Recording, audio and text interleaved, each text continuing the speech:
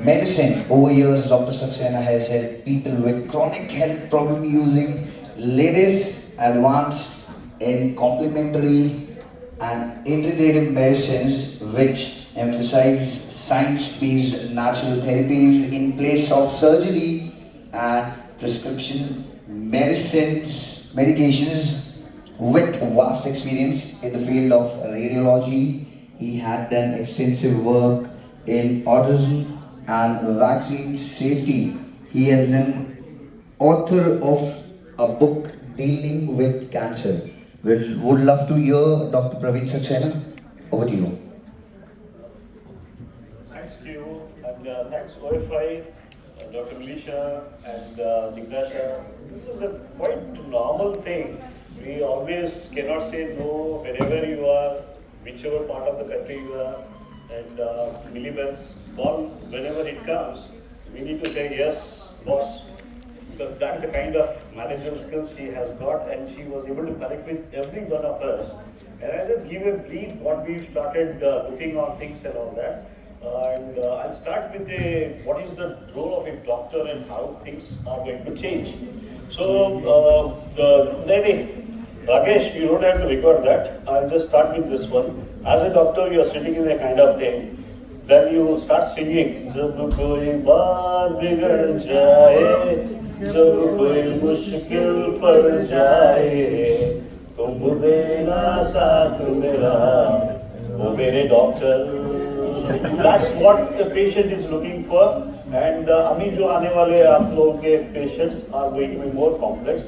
I'm going to show two case studies here, and what exactly how things have happened and all that. Let's try to deep dive into that and try to understand that logic. And as already said by Dr. Alex about this particular thing, COVID and pre-COVID and post-COVID, there's a stark difference now. I am very sure all of you must be seeing patients with this kind of symptomatologies. They come with a very vague symptoms. It can be as simple as a fatigue, and it can be as simple as headaches and migraines. And we as practitioners, we try to skip what Sandeep you are just looking at it. We cannot just go into the thing clinically. What is happening? Is it any? He has got some cerebral hemorrhage and all that. We are really concerned as a physician how to address this particular thing. So these are the top symptomatology of people, of things which were conducted post-COVID. And what were the results, symptoms also? Because most of the people had some issues with it persists for weeks or 10 days and then get resolved. Fever is there, after that you might have mileage, you have got things and all that. But over this period, last 1 or 2 years, what we are seeing is the continuation of prodromal phase. Continuation of prodromal phase, I mean, a patient who is having a dry, hacky cough, we used to see used to stay for 3 or 5 days, and with our routine symptomatic treatments is to go off. It is not going off within till 3 weeks or 4 weeks now. But the people who are getting arthritis, they have that nagging thing, and as a doctor, you really have to scratch your head. Yeah. What can be done? Let's try to look into my focus. We started working on vaccines. It is not thinking we are something like anti-vaccines. Alex, we are talking about safety of vaccine here. When it comes to safety of vaccine, we want people to be educated. What are the steps to be taken before going for a procedure for vaccination? How you prepare yourself, and how you prepare a pregnancy. You try to see that your nutritional status, everything is normal. The same way you need to work on this also. So these things have become very common, and neuropathy doesn't tell you. Sensory motor neuropathy is so common now that too, and you just tend to miss it. We think that there's some diabetes or something like that, but again, you need to have look into that. I'm sharing these two. So I will give you what are the tests we are trying to follow up with these patients. And the simplest thing what we do is we do a CBC count, complete blood picture, and we are trying to look into what is the count of the lymphocyte lymphocyte as with a neutrophil ratio. And when the lymphocytes and monocytes go up, you start looking at the CBC. It's such a beautiful investigation. Beautiful in the sense it gives such a clarity. Anyway, if the monocytes is more than 5, Vishal, if the monocytes are more than 5, it is that your immune system is overworked. There is a CRPF and already has come. CRPF and BSF has come for your rescue. So this is the way you need to read that particular thing. Lymphocytes should be kept around 15, 20 is the ideal kind of thing. Or post-vaccine, we have seen extremes. It goes low down or it jumps up.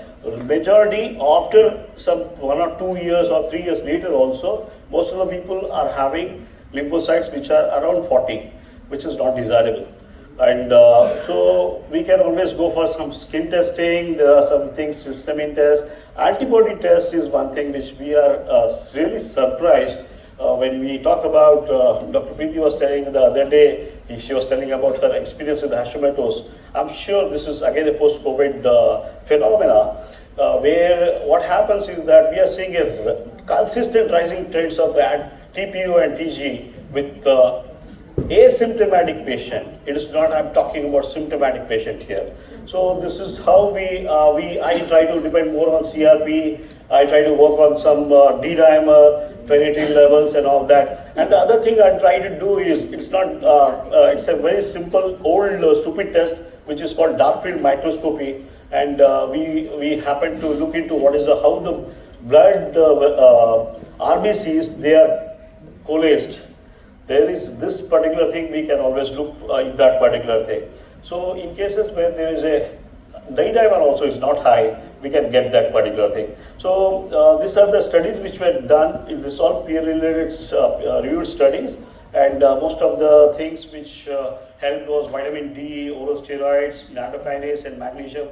This was post-COVID for post-COVID cases. And what are the non-pharmacological therapies? Non-pharmacological therapies, I somehow believed in intermittent fasting, and that has helped in good autophagy. And diet is the most important thing. And as said by Dr. Turner, low kind of stuff, we have some more problems here. Indians are really sweet. They have sweet tooth. We tend to take a lot of sugar. Apart from that, we tend to take a lot of refined oils. Refined oils, and this sugar is a deadly concoction. It's worse than alcohol. Yeah. So these are the things which help most of the people. Diet modification. You definitely need to try one by one, or see the patient, what is your patient, and select. Easiest thing is fasting. Intermittent fasting is the most easiest thing, and put a diet which is low sugar in this particular one. And this is SARS-CoV-2 vaccine. These are some of the studies where you can always quote about this. This has been open access, and you have scores of people. What happens is you get something like chest pain, and you at the time when you get, okay, I'm just giving a scenario, someone having a post-COVID vaccine issue, if he develops something like pericarditis, he will have a symptom of, while deep breathing, he may have some slight pain here. That's it. And you test that particular thing, his BNP, his top T also will be positive. So this is one thing which we need to keep in mind, trying to work on that. And this has been reported in multiple listen study and all that. Somehow we lack in documentation. And the take home from this conference, I just think that most of us need to do some homework, start doing the documentation of, including mine. I'm just trying to work it out now. So, post-COVID vaccine syndrome, what is this PACS? And this is symptomatology. It may be as weird as headaches, double vision. I'll tell you about one patient. Patient was Rahul, not Shah Rukh Khan. He is a Rahul, 31-year-old male, and he went to have headache. He went for a He went to a doctor, doctor got investigated, MRI was done, and it was shown something like cerebral venous thrombosis. And along with that, he has got some ischemia over the medial temporal lobe. And we worked on that case and taking it, D-dimer was 1800 and plus something like that was there. And went on with some therapies. And later on, we were able to reverse that. So you can't take things lightly. These are some things. Brain fog is the most commonest thing. Brain fog appears mostly in people who are having hypoglycemia, post hypoglycemia. But this brain fog is different. He says something is not proper. So everything we had to take. Most of the chest pains, most of the breathlessness issues and all that has to be evaluated for cardiac things. And there we find ST elevation also. You have sometimes most of the people are now doing something like TROP-T test. TROP-T is positive in that most of the cases, and if you do a BNP also, it's a positive. So still you need to go for a MRI. MRI will show whether this is myocarditis or not. One interesting case I'd like to show, because that will make you understand what is this doc talking about. Auto antibodies and all that, you know why we are doing this early intervention. Yeah, one word about this particular stuff is the Indian doctors and abroad also. We don't have that. We don't report any adverse effects of vaccine. If the patient comes and नहीं मेरे को इसी के बाद हुआ injection के बाद ही problem हुआ इधर दर्द हो रहा है तो हम लोग बोलते तेरे दिमाग में प्रॉब्लम है. I'm talking the truth actually, because somewhere we tend to dismiss of the patient. The hum jo bole, that is only correct. So I think this is one thing we need to be always respect the patient, try to understand what he's talking about. And I'd like to talk about something like POTS. POTS is one thing called postural orthostatic tachycardia syndrome. What is happening with this therapies and all that, I'll tell you later. This particular patient, I'll just show, okay, this is a cardiac patient, this is a cancer patient. I'll just come for this particular thing. This particular gentleman, a 54-year-old man, and he has a case of, already he is a known case of sarcoidosis. Sarcoidosis with skin manifestations. He has got multiple lymphadenopathies. This was pre-COVID. And post-COVID, he starts having something like atrial fibrillation, and he is dropping down, in the sense whenever he starts walking, he's not able to maintain his balance and he's falling off. He's most of the time he's lying down and he's happy. The moment he gets up, his heart rate climbs up, his BP goes down. Heart rate is going up and the BP goes down. So he is into this posture, he's fine. And the moment he gets up like this, you have got orthostatic hypotension. So what is controlling that particular thing is autonomic nervous system. Autonomic nervous system controls that particular stuff. So here the patient is having something like dysautonomia. We were not taught in our medical college days about this particular stuff. This is a new entity. Most of the, why we were against talking about HPV vaccines, because the incidence of POTS after vaccine HPV is more than 15 to 18%. That's a real problem, and they will be wheel bound, and they will not be functional later. So big things about this. So this person went on to deep dive into that. They did a MRI, and it was all. He has some heart issues, but ejection fraction was quite normal. Once the ejection fraction was normal, and there is no wall motion abnormalities, all the cardiologists say, okay, there's nothing to worry. Still we'll do an angiography, but we dissuaded. We told, okay, apart from angiography, you need to do an MRI also, because we believe that there is a problem with this one. The moment we got an MRI, there was a myocarditis at the anterior basal as well as the posterior wall. As I'm a radiologist, so at the pathognomic feature, which clinches the diagnosis of vaccine-induced myocarditis, is late-phase gadolinium enhancement. And this could not have been done in this case. We tried in this particular thing. And so The outcome was that this guy finally had to work on some areas.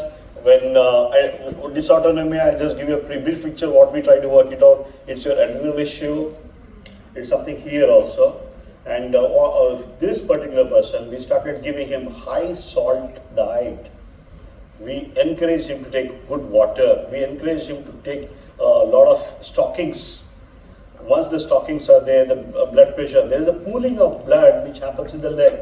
And if you don't disallow that, it makes a big sense actually. So this is why we started doing some, sorry there was a confusion on this particular thing. We tried on all this simple methodologies, which is being, this is FLCC's recommendations. And we didn't go for IBIG either. We did try ozone, Dr. Jigdasha, definitely ozone, ear ozone helped him a lot. He says his vertigo was gone. And it is, another thing was, we were still on the follow-up. Fludrocortisone, someone told him it is a steroid, so he's scared to take that fludrocortisone because fludrocortisone is a mineralocorticoid. Your adrenal produces glucocorticoid, which is steroid, as well as mineralocorticoid. Mineralocorticoid is essential for your sodium potassium balance, everything this particular.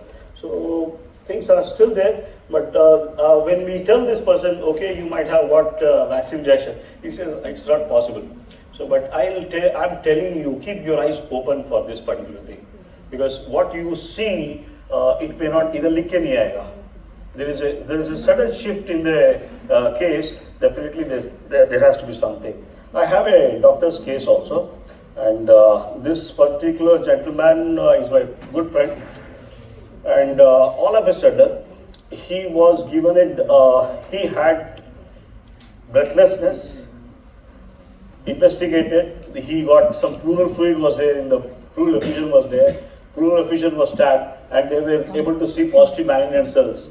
And later on, he was put on all these things, EGFR deletion.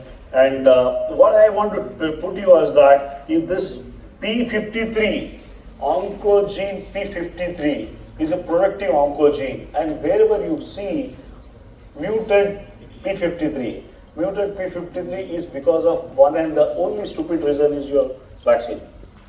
So the consistent increase in the numbers of cancer over the past, what we are seeing in youngsters and all that, youngsters means what he is around 48 or something like that. But so really, and it goes really unchecked.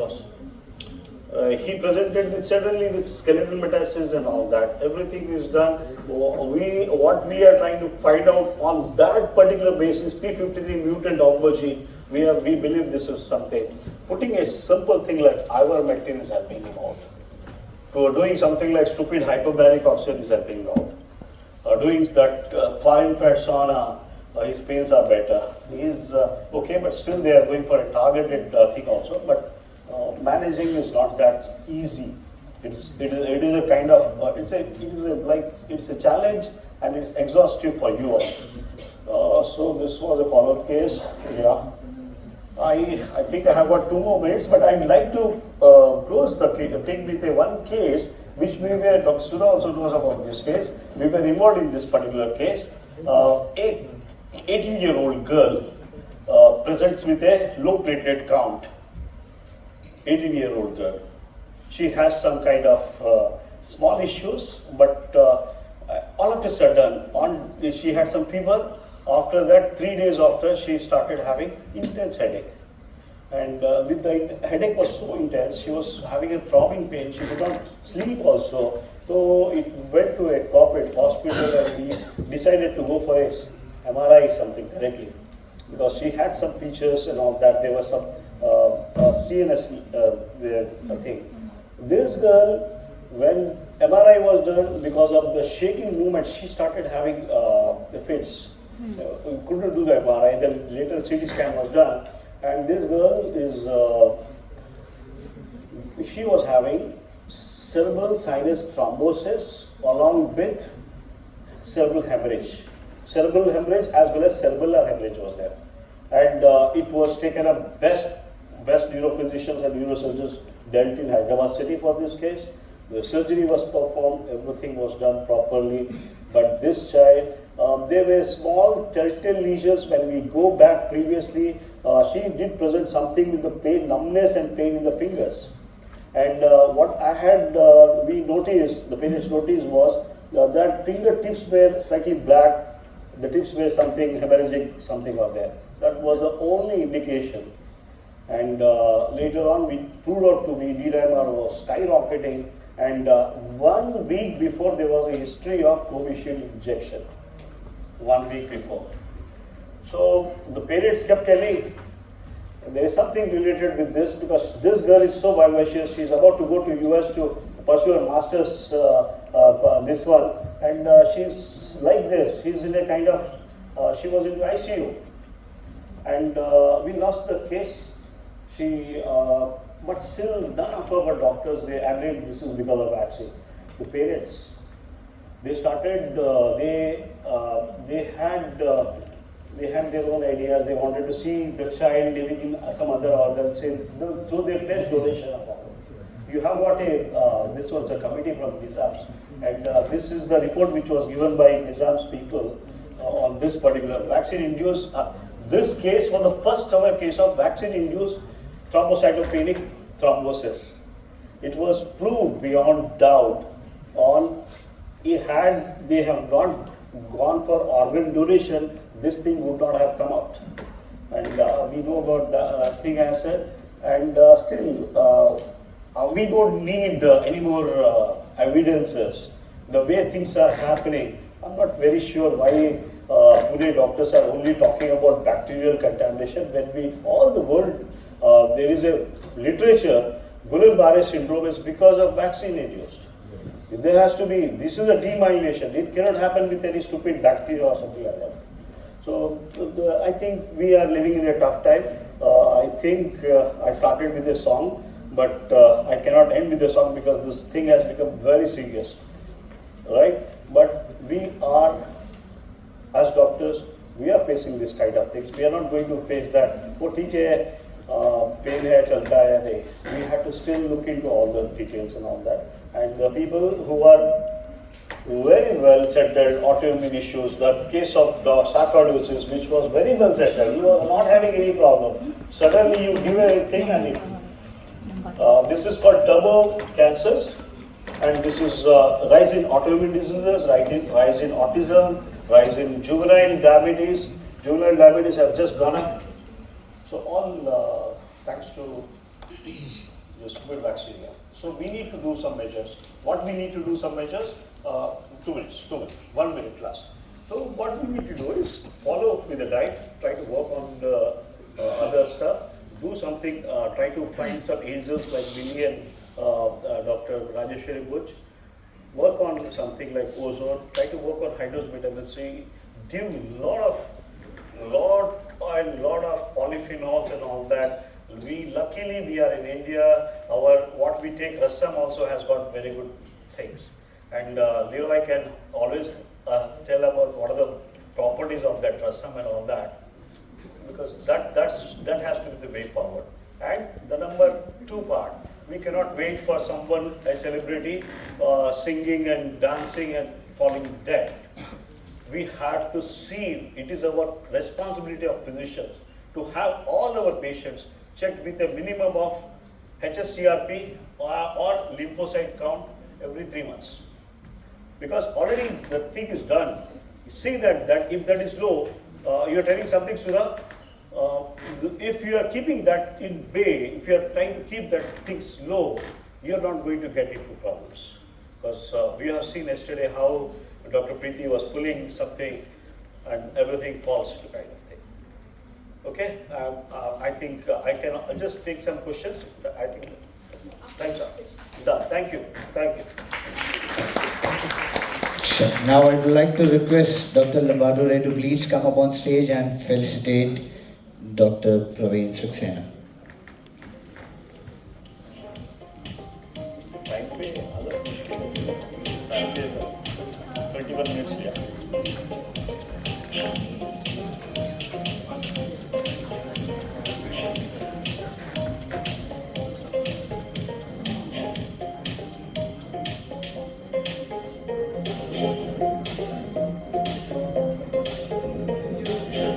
Thank you.